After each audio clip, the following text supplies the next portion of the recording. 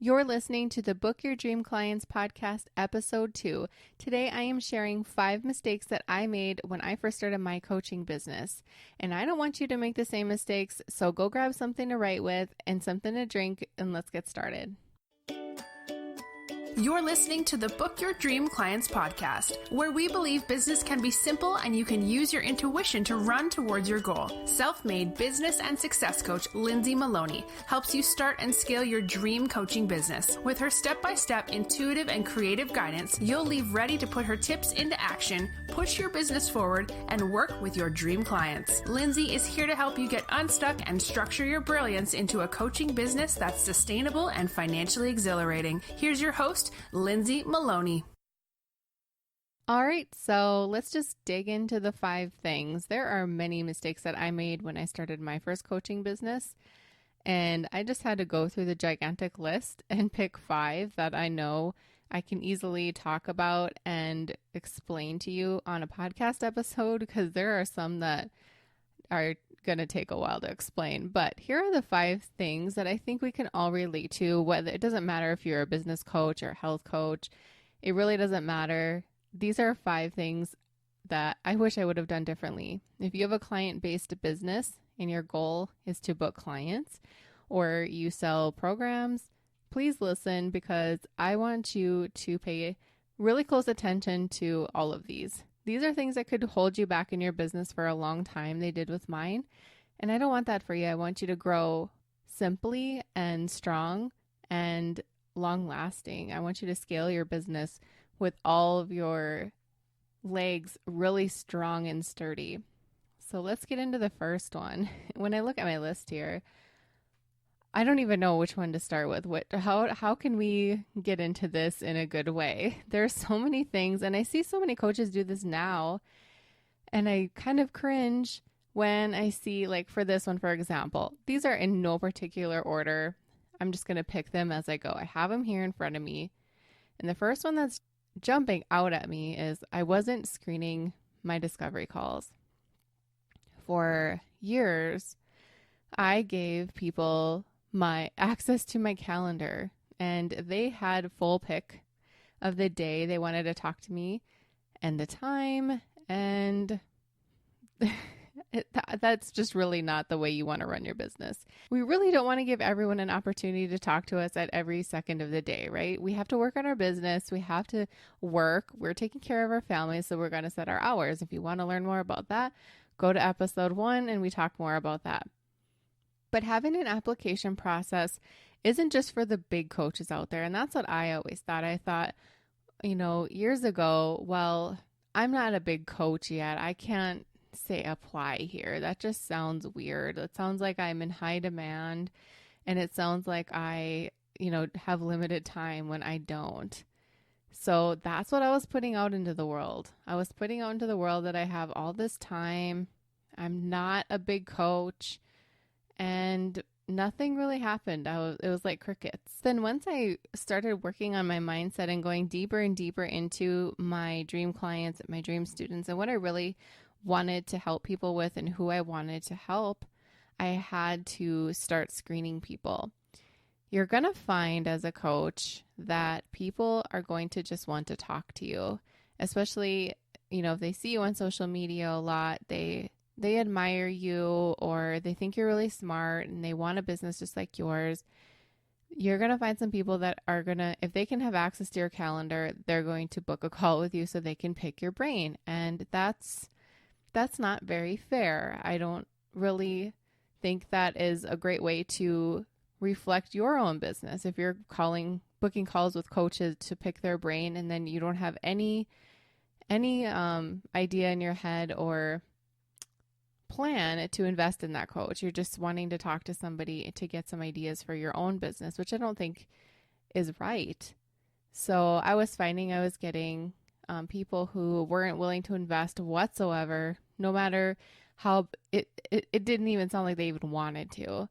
It was just they wanted to ask me random questions about my business, which is kind of rude and uncalled for. And trust me, I've gotten some really weird questions from people about my business on a discovery call, which is crazy. It was just for another episode about how to run a discovery call so you can actually make the sale. But my application process is super simple. I like everything in my business. I make it really easy to do. So when people go to my website and they want to work with me one-on-one, they have to apply to even get on the discovery call with me, because I want to know what their business is. I want to know what their website looks like, what their plan is. Are they selling products? And my biggest question is, are you willing to invest in yourself? And when they say no, I don't get on the discovery call with them, because I can't help you if you don't want to help yourself. And I get it. You know, sometimes we're like, well, I just don't have the money. Like, I literally don't have the money. You're still stuck in that scarcity mindset, and you're scared of going out there and getting uncomfortable and investing in your business. I totally get it. But when I see people say no, I don't delete the email and forget about them. I always respond back to them and say something like, you know, I would love to talk to you sometime about your business. I know you're struggling in this area.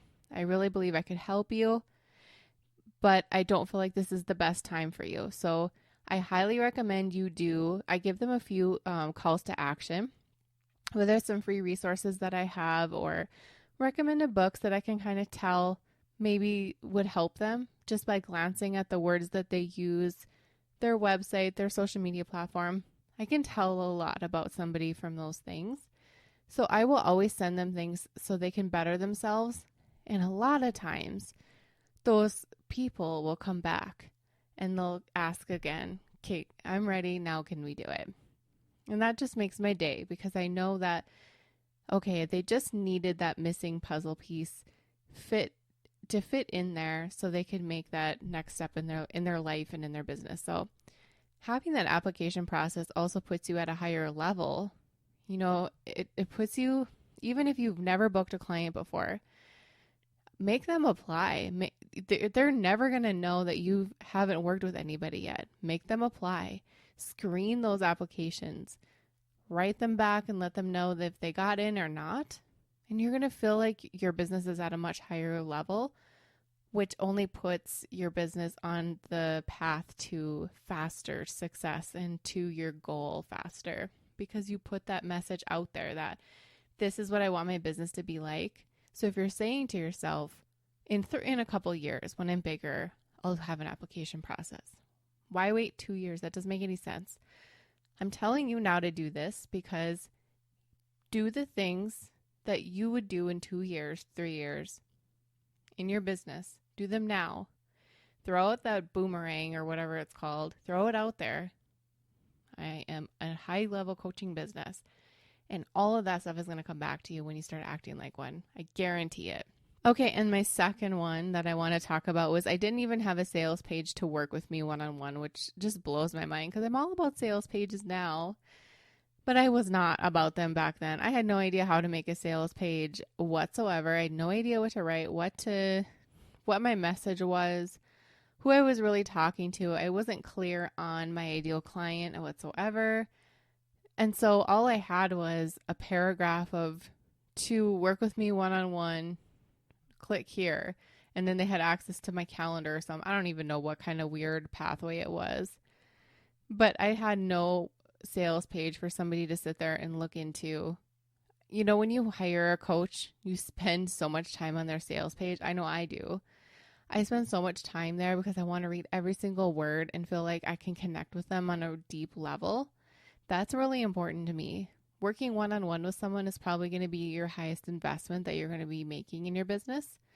So by giving somebody a paragraph or showing them, you know, the struggles that they're going through, you know what their ideal day looks like, you know what they want in their business, and making them feel like this page was written for them, and you can give them that security, and that know, like, and trust factor is immediately built. They're going to want to work with you because you've built it properly. So that is super important. Have a sales page for your one-on-ones. It's going to make a huge difference. Plus, when people reach out to you and ask you, you can just point them, say, go to lindsaymaloney.com/workwithlindsay or whatever. You can point people to something legit, not a paragraph or a few bullet points. Let's make our businesses look how we want them to operate in 3 years, okay? Okay, and this one kind of ties in with my first one. I wasn't screening my discovery calls. I was available at all times, and that goes hand in hand because we can't be available at all times for people. It's crazy. So set your hours. Think of the days of the week that you want to go on a call. Think of the times of the day that you want to go on a call. Don't sit there and obsess about fitting in everyone. If they want to talk to you, they are going to find a way to talk to you. It doesn't matter. It really doesn't. My hours are crazy early in the morning, and there's not many times during the week where I can just work on my business without having a call. So it really doesn't matter. When people want you, they're going to find a way to work with you, okay? So don't get that fear out of your mind and just go ahead and set your hours. You don't even have to be available every day for discovery calls. It can be every other day or one day a week. It's whatever you want. You're the boss. Fourth one is I didn't have a good organic marketing strategy in place at all. What I was doing was embarrassing. I would schedule a blog post and think this is like the blog post that will go viral and everything will finally work for me. And all I have to do is share it on Facebook. And then nothing would happen. And it would be like, Facebook is slow today. But really, that's all I was doing was sharing my blog post to my family and friends on Facebook who probably thought I was like, what is she doing now? Why is she writing about email marketing? What is going on here? And nothing was happening, surprisingly enough. I had no idea how to market my business organically whatsoever. And then I decided, okay, I need to figure this out here. And I started looking into organic marketing strategies. And I figured out a way that works amazingly well. So organic marketing is just marketing your blog posts, your content, so you can grow your list and your following at the same time for free. I only invest in marketing when I'm launching, and I only launch once a quarter. I am not running ads all the time for freebies or my groups or anything. I don't do that at all. You don't have to do that if you have an organic marketing strategy. And I teach that all in my program, SOCA, and to my VIP clients because I'm finding that so many people are missing a couple, all, or one of the pieces. Nobody has ever come to me having all of these things in place. And once they finally do get it in place and the puzzle is complete, it's amazing how fast their followings grow, their list is growing consistently, and they don't even have to really do anything. It's a beautiful process.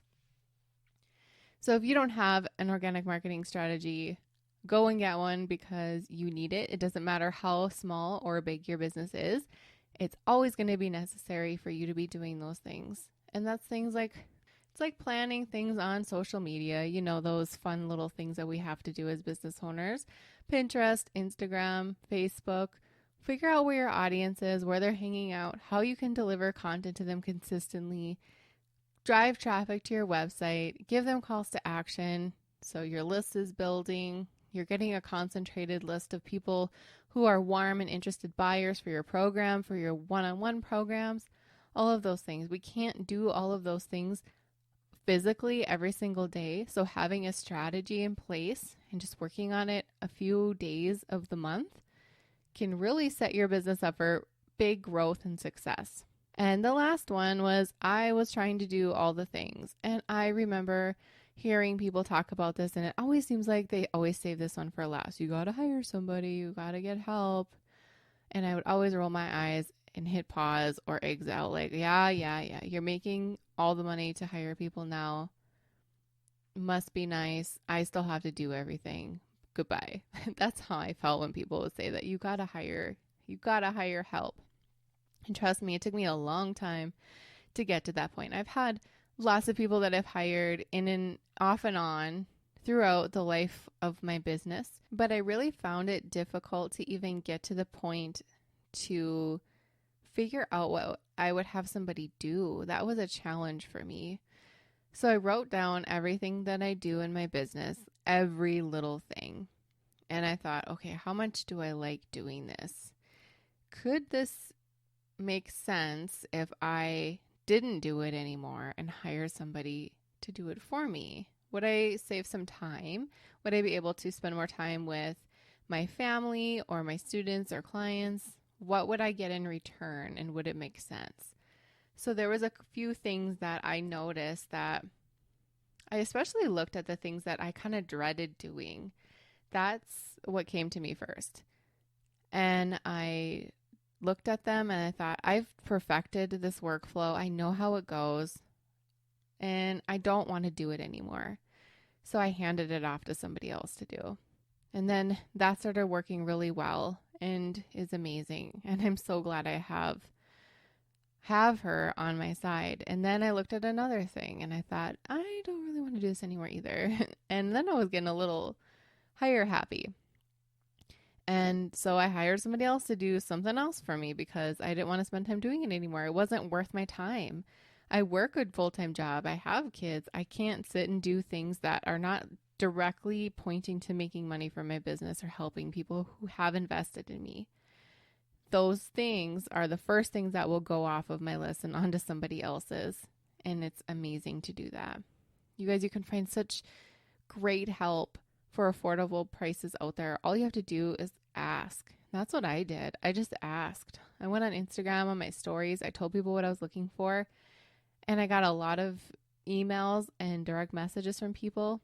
And then one just caught my eye. And then that's when I hired my VA, which is my business bestie / integrator / everything for me. And I don't know what I would do without her. I don't even know how I got here without her. And so it's really important to have those little things in your business that you're not too excited to do anymore. Or maybe you're not interested in it anymore, but you know it's important. Go hire somebody to help you, especially if you know that it keeps your business floating and it helps, bring people on your list and all those important little things that we need. Do the math, figure it out, think of the time that you spend on it, and know that you can't get time back. You can make money, but you can't make any more time. And that's worth so much more than, you can afford to spend an extra $100 a month to have somebody work on your Pinterest for you rather than spending 2 days setting everything up and getting frustrated. Just think about the things that you do in your business. Write them down on a piece of paper. Give it a 1 to 5. 1, you hate it. 5, you look forward to it more than anything else. And go through that list and find how many ones you have and think, maybe I could send this off to somebody else to do for me because it would make me feel a lot better. That's my challenge for you to do. I want you to look at all the 5 things we talked about, like screen your discovery calls, get an application process going, some tech details on that. You can use things like Typeform or SurveyMonkey or Google Forms to house your application. And then you can get a notification once one is filled out, and then you can respond back personally. Don't send an automated email. I think responding personally, whether it's a yes or no, is common courtesy. 2, have a sales page to work with you one-on-one. Go start working on a cool sales page and make it look like, you've been doing this for years and people are going to have to wait to work with you because you're in high demand. Have an awesome sales page. Don't be available at all times. Have a good organic marketing strategy in place and stop trying to do all the things in your business. There are tiny little things we can probably hand off or ask for help or something. Think really hard on those. And if you want to share what you come up with, maybe you're like, hey, Lindsay, I hired somebody to do my Pinterest. Or, hey, Lindsay, I hired somebody to schedule out my Facebook group posts. Yeah, that's awesome because that's going to save you a lot of time. And I'm proud of you for doing that. And I want you to go ahead and think about that. You can DM me on Instagram. I'd love to hear from you. But otherwise, I want you to get those 5 done. They're really important for the growth and simplicity of your business, and that's what I'm all about. Want 10 ways for you to start booking your dream clients? I created this workbook for you because I wanted to share my best tips on how I book mine. You're not going to believe how easy these are, and I know you'll be able to take my tips and put them into action ASAP so you can start working with your dream clients. To grab the workbook for free, all you have to do is go to lindsaymaloney.com/podcast. Hey coaches, are you a member of the Book Your Dream Clients community yet? Because you should be. Just go to dreamclientcommunity.com to request free access. We do fun things like website audits, challenges, and we even have a book club. Join the free Dream Client community now, and we'll see you there. Thank you so much for listening to the Book Your Dream Clients podcast. If you want to find out more information how you can work with me, just head on over to my website, lindsaymaloney.com. You will be able to see how you can work with me privately or in a group setting. I'm all about helping you start and scale your coaching business, so I'd love to hear from you. Don't forget to subscribe to the show on iTunes and leave a rating and review. And if you want bonus points, take a screenshot of a review and tag me on your Instagram story. I'd love to see it and share it with my audience. And plus, you don't want to miss another episode.